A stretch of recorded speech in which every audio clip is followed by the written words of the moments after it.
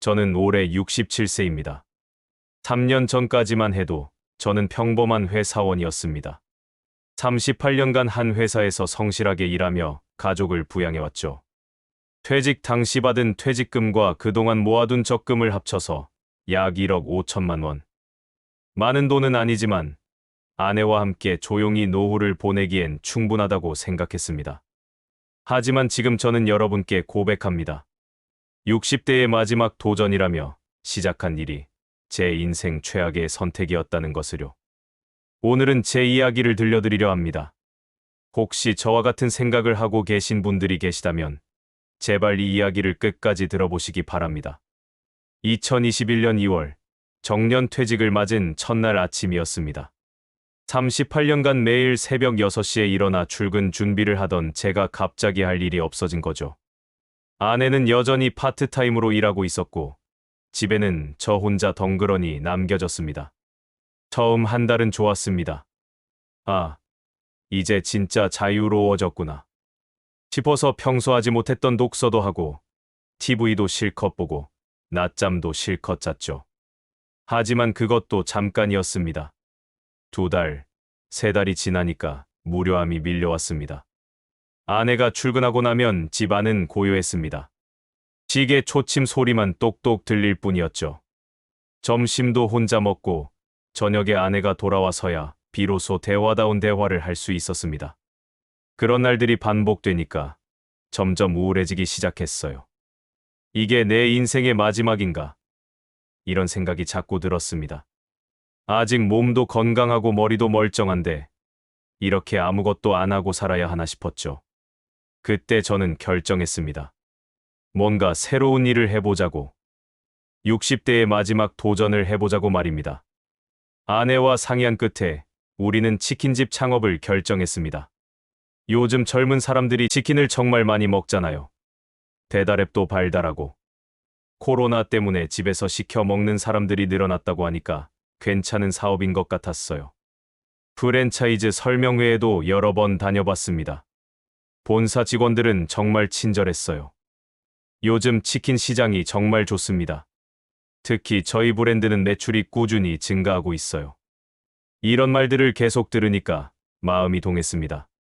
가맹비 3천만 원, 인테리어비 4천만 원, 운영자금 3천만 원, 총 1억 원이 필요했습니다.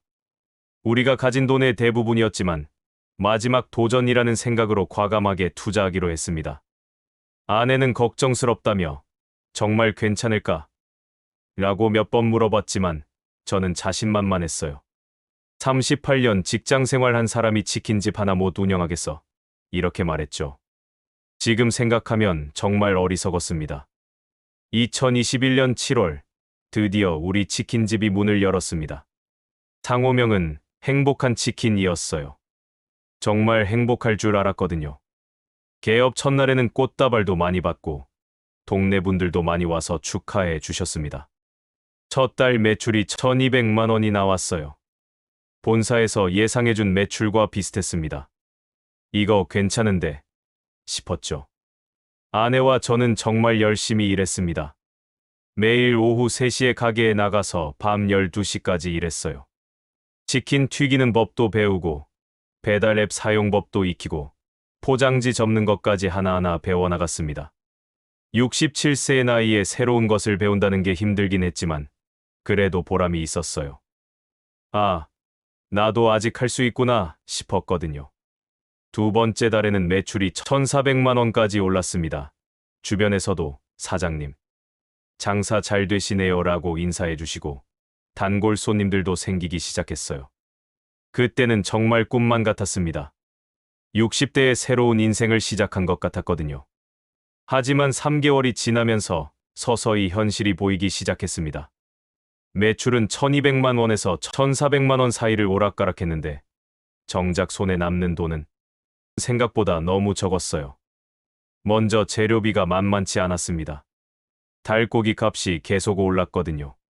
처음엔 킬로그램당 3,200원이던 것이 어느새 3,800원까지 올랐어요. 그뿐만 아니라 식용유, 밀가루, 각종 양념들까지 모든 게 다 올랐습니다.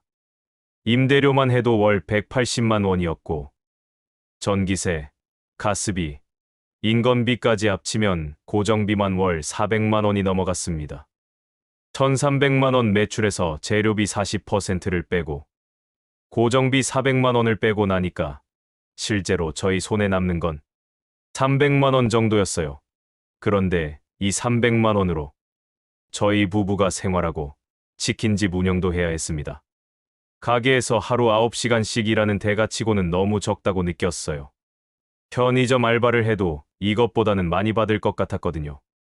몸과 마음이 지쳐가다. 더 힘든 건 몸이었습니다. 67세의 나이에 매일 9시간씩 서서 일한다는 게 생각보다 훨씬 힘들었어요. 특히 주말에는 주문이 많이 들어와서 쉴 틈이 없었습니다. 한 번에 치킨 10마리, 20마리씩 튀겨야 할 때도 있었거든요. 뜨거운 기름에 손을 대이기도 여러 번이었고, 무거운 기름통을 옮기다가 허리를 삐끗한 적도 있었어요. 아내도 마찬가지였습니다. 처음엔 우리도 할 수 있어 라고 의기투합했지만 점점 지쳐갔어요. 그런데 더 속상한 건 손님들의 반응이었습니다. 배달 시간이 조금만 늦어도 전화로 화를 내시고 치킨이 조금 덜 익었다며 환불해달라는 분들도 계셨어요. 젊은 사장들은 그런 걸 당연하게 받아들이는 것 같은데 저희는 그런 일 하나하나가 다 상처가 됐습니다. 우리가 이 나이에 왜 이런 소리를 들어야 하지? 이런 생각이 자꾸 들었어요. 직장에서는 대리, 과장, 부장까지 해본 사람이 지금은 치킨 주문받고 죄송하다고 고개 숙이고 있으니까 자존심도 상했죠. 2021년 말부터는 코로나가 다시 심해졌습니다. 처음에는 코로나 때문에 배달 주문이 늘어날 줄 알았는데 오히려 반대였어요. 사람들이 경기 불안 때문에 소비를 줄이기 시작한 거죠. 12월 매출은 900만 원으로 떨어졌습니다. 1년 중 가장 잘 될 시기라고 했는데 오히려 최저 매출이었어요. 재료비와 고정비를 빼고 나니까 손에 남는 게 거의 없었습니다. 오히려 적자가 나는 달도 있었어요. 설상가상으로 근처에 큰 프랜차이즈 치킨집이 새로 생겼습니다. 그것도 저희 가게에서 100m도 안 떨어진 곳에요. 그 가게는 24시간 운영에 할인 행사까지 계속했어요. 저희 단골 손님들도 하나둘씩 그쪽으로 가기 시작했습니다. 본사에 문의해봐도 요즘 경기가 안 좋아서 그렇다. 조금만 더 버티면 좋아질 것이다. 이런 말만 반복했어요. 구체적인 해결책은 제시해주지 않았습니다. 결국 우리 스스로 해결해야 하는 문제였던 거죠. 2022년 상반기 상황은 더욱 악화됐습니다. 재료비는 계속 오르는데 매출은 오히려 줄어들었어요. 월 평균 800만 원 정도로 떨어진 거죠. 이렇게 되니까 매달 적자가 누적되기 시작했습니다. 처음에는 저희 적금을 깨서 보전했어요. 5천만 원 있던 적금이 3개월 만에 바닥났습니다. 그 다음에는 어쩔 수 없이 신용카드로 버텼어요. 재료비도 카드로 긁고 임대료도 카드로 내고 저희 생활비까지 카드로 썼습니다. 카드 빚이 2천만 원을 넘어갔을 때 아내가 울면서 말했어요. 여보, 이제 그만하자. 이러다가 진짜 큰일 날 것 같아. 저도 알고 있었어요.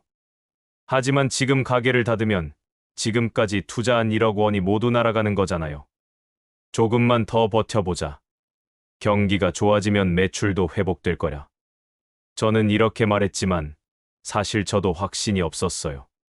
그냥 포기하기가 너무 아까웠을 뿐이었습니다. 지금 생각하면 그때 미련을 버렸어야 했는데 그러지 못했어요. 2022년 9월, 결국 저희는 가게 문을 닫기로 결정했습니다. 카드 빚이 3천만 원을 넘어갔고 더 이상은 감당할 수가 없었거든요. 임대료도 2개월째 밀려 있었고 전기세 독촉장까지 날아왔어요. 가게를 정리하는 날, 정말 눈물이 났습니다. 1년 2개월 동안 저희 부부가 정성껏 운영한 공간이었는데 하루아침에 텅 비어버린 거예요. 치킨 튀김기, 냉장고, 테이블, 의자. 모든 걸 헐값에 내놔도 사가는 사람이 별로 없었어요. 권리금으로 받을 수 있는 돈도 거의 없었습니다. 다음 임차인이 나타날 때까지 몇 개월을 더 기다려야 했거든요. 결국 저희는 보증금 일부만 돌려받고 가게를 정리했습니다. 처음 투자한 1억 원 중에서 돌려받은 건 1,500만 원 뿐이었어요. 8,500만 원이 그냥 사라진 거죠. 게다가 카드비 3천만 원은 그대로 남아 있었습니다. 결국 총 1억 1,500만 원의 손실을 본 셈이었어요. 지금 저는 다시 일자리를 찾고 있습니다. 69세의 나이에 말이죠. 퇴직금과 적금으로 여유롭게 노후를 보낼 계획이었는데 이제는 생계를 위해 다시 일해야 하는 처지가 됐습니다. 경비원, 청소원, 배달 일까지. 나이를 가리지 않고 지원해보지만 쉽지 않아요. 나이가 너무 많다. 체력적으로 힘들 것 같다. 이런 이유로 거절당하는 경우가 대부분입니다. 아내는 파트타임 일을 풀타임으로 늘렸어요. 그래도 월 150만 원 정도밖에 안 돼요. 저희 두 사람이 생활하고 카드비까지 갚으려면 턱없이 부족한 돈이죠. 매달 카드 이자만 30만 원씩 나갑니다. 요즘은 병원비도 부담스러워요. 치킨집 하면서 무리했던 탓인지 허리와 무릎이 많이 아픈데 병원에 가는 것도 망설여져요. 한 번 가면 몇만 원씩 나가거든요. 지금 돌이켜보면 60대의 마지막 도전이라며 시작한 치킨집 창업은 정말 무모한 선택이었습니다. 충분한 준비도 없이, 업계에 대한 이해도 없이 그냥 할 수 있다는 막연한 자신감만으로 시작한 거였어요. 프랜차이즈 본사의 달콤한 말들에 현혹됐던 것도 사실입니다. 그들은 성공 사례만 강조했지 실패하는 사람들이 얼마나 많은지는 말해주지 않았어요. 창업 성공률이 3년 이내 70%가 실패한다는 통계도 나중에야 알았습니다.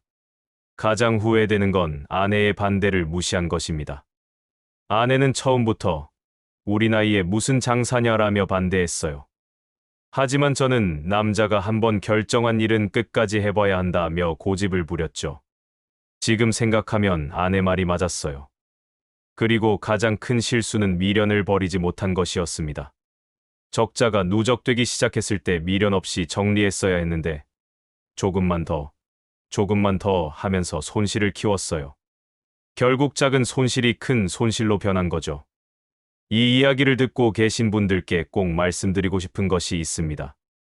은퇴 후 창업을 생각하고 계신다면 정말 신중하게 결정하시기 바랍니다. 첫째, 충분한 시장 조사를 하세요. 본사 설명회만 듣지 마시고 실제로 운영하고 있는 점주들을 만나보세요. 성공한 사람뿐만 아니라 실패한 사람들의 이야기도 들어보시기 바랍니다. 둘째, 최악의 시나리오를 대비하세요. 투자금을 모두 잃어도 생활에 지장이 없을 정도의 여유 자금으로만 시작하세요. 노후 자금까지 건드리면 절대 안 됩니다. 셋째, 노후 가족의 의견을 존중하세요. 특히 배우자의 반대가 있다면 노후 다시 한번 생각해 보세요. 가족의 반대에는 나름의 이유가 있기 때문입니다. 마지막으로 미련을 버릴 줄 아세요. 사업이 잘 안 될 때는 미련 없이 정리하는 것도 용기입니다. 손실을 최소화하는 것이 더 현명한 선택일 수 있어요.